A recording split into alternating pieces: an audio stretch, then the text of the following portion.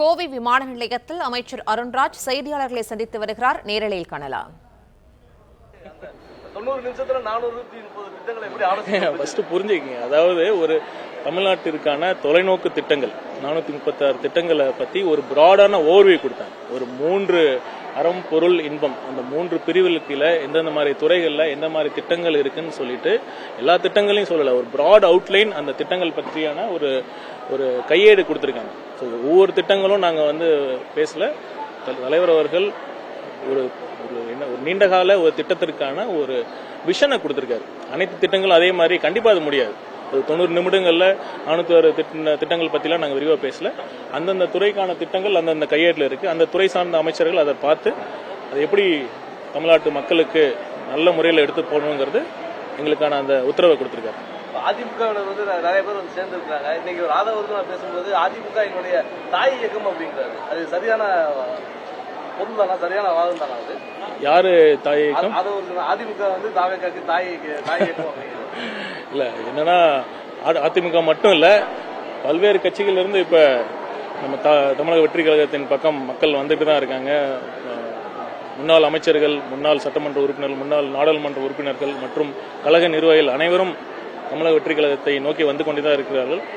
நாங்கள் ஒரு அரவணைக்கிறோம். பார்த்தீங்கன்னா அதிமுகவை பொறுத்தவரை ஏன் வராங்கன்னு உங்களுக்கே தெரியும். இந்த தேர்தலில் 108 தொகுதியில் டெபாசிட் இழந்திருக்காங்க. அதிமுக பொதுச் செயலாளர் அவர் எடுத்த முடிவு எல்லாமே தவறாக தான் போயிருக்கு. 2024 வேணான்னு சொன்னார். 2026 எலெக்ஷனில் பிஜேபியோட சேர்ந்தார். அது ஹைலைட்டா இந்த தீர்ப்பை மதிக்காம திமுகவோட கூட்டணி சேர்ந்து சிஎம் ஆகும்னு நினைச்சாரு பாருங்க. அதுதான் அவர் எடுத்த சிறந்த முடிவு. அதை பிடிக்காம தான் எல்லாம் வந்துட்டு இருக்காங்க.